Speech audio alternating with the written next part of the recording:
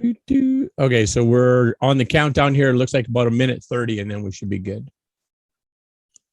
Where did you go?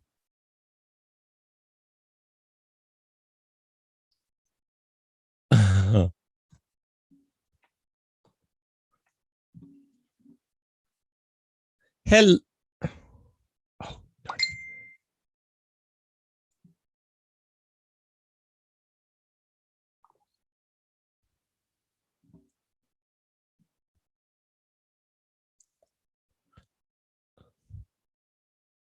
Where did you go?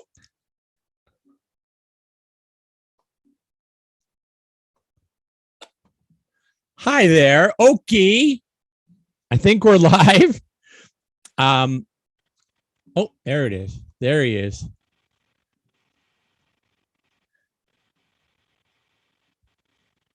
Hey, you're back. Sorry about that. I wanted to hit got it, but it was actually just to the right, so I didn't hit the button properly. My fault. Okay, no worries. No worries. We're gonna get going here right away. I think we probably might even be all. I'm waiting for Jesse to give me the clue. 30 seconds, he says. Okay, sounds good. So we lost you. You came back still in time. It's all good. No problem. All right, sounds good. So he'll give us the cue for live, and then we'll go.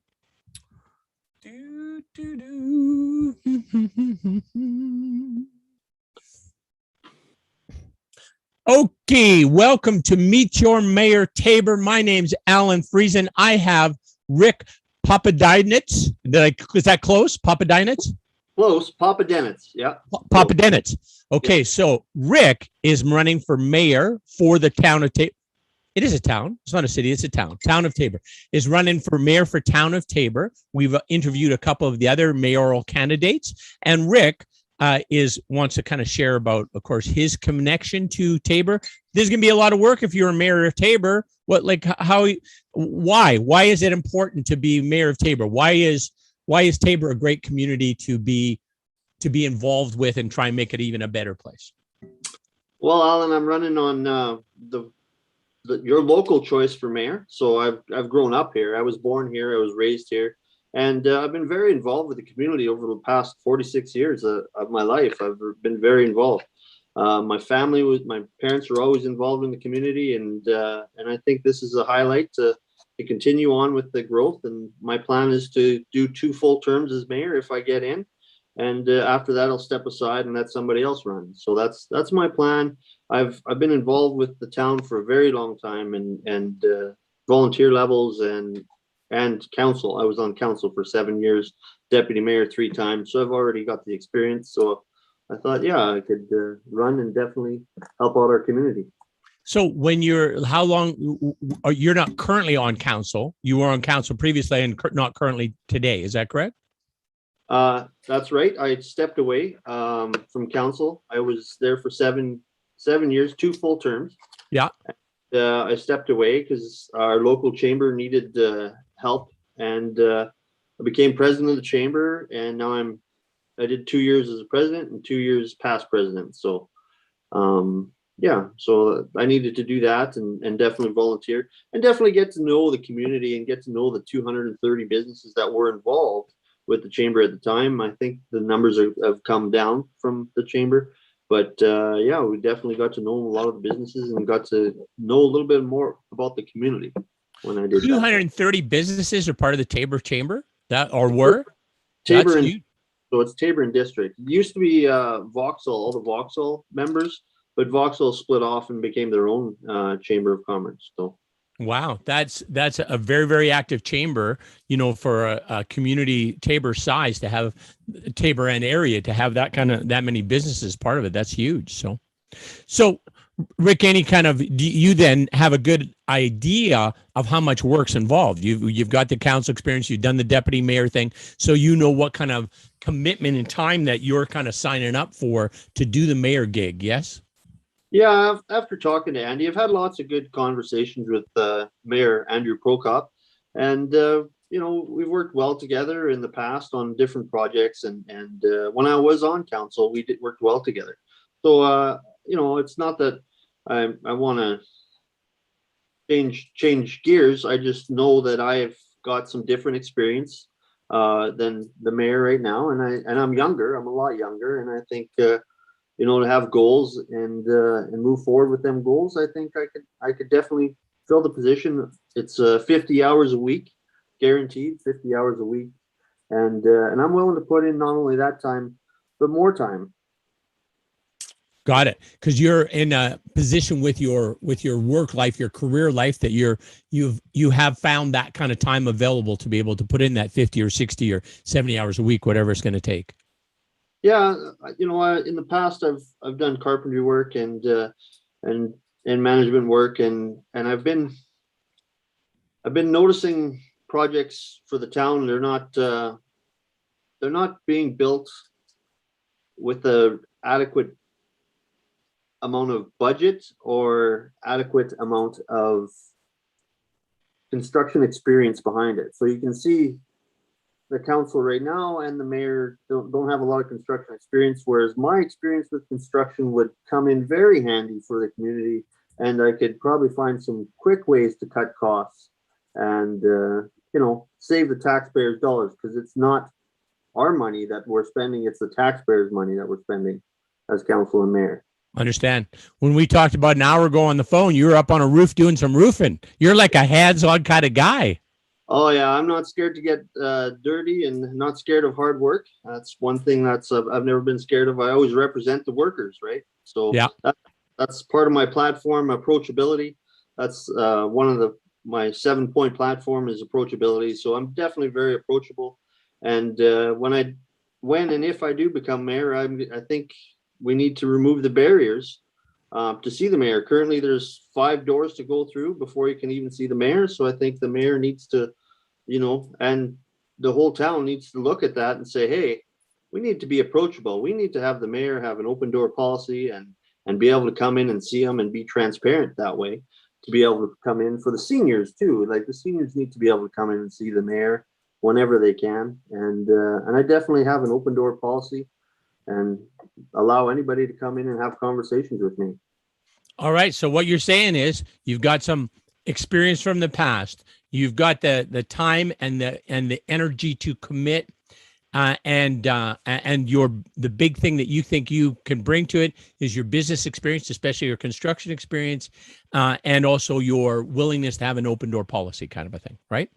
Yeah, that's part of it. So yeah, I definitely have a 7-point platform with so number 1 would be roads. We need to come up with a better plan for our roads and actually have a traffic flow plan, so traffic can flow from their industrial area to our downtown area smoothly without going through a bunch of school zones and stop signs. Recreation, all of our kids. That's number 2. Is all of our kids are in the basement now playing video games, and we got to get our kids out and into the fields and playing sports and getting out and experiencing the weather and the atmosphere and being outside, just being outside.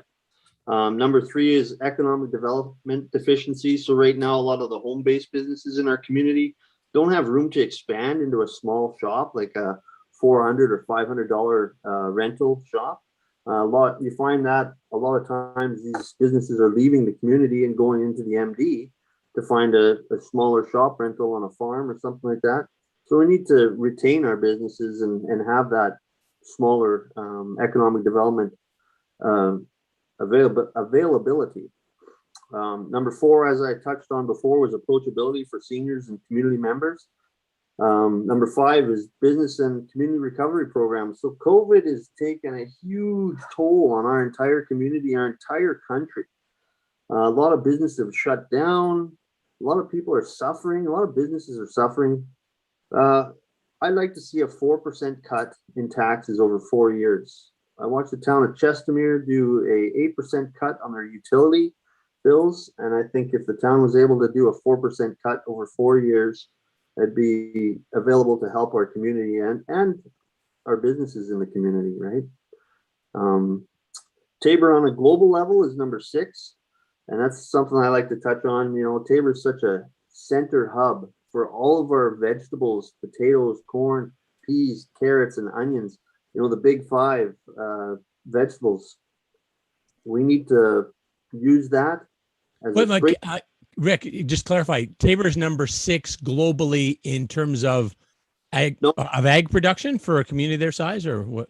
let me just clarify. Number 6 on my platform. Oh, So a 7-point platform. Yeah, sorry. Yeah, is Tabor on a global level. So basically, we have the big five vegetables. So we've actually with the I was been sitting on the economic development board for the past 4 years, and with that, we found that we're the premier corridor of the food and protein based products. So most of the vegetables are grown in our area with the irrigation that we have and the amazing amount of crop availability and production. We're very lucky to have that in our community. We're yeah. And plant-based protein is becoming a huge deal, right? In terms of yeah demand for it. Yeah, we need to market that a little bit better in our community. I know Lethbridge is doing a new build out by the agriplex or the ag grounds there. Yeah. So that's part of that plant protein or plant vegetable and premier food corridor. I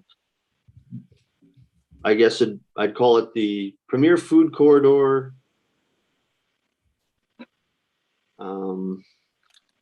Yeah, it's the premier food corridor place to be, basically. Got it. Yeah. That's already promoting that on a pretty good level, and I think Tabor needs to do that as well, right? So we can piggyback off of Lethbridge and do a great job with our vegetables.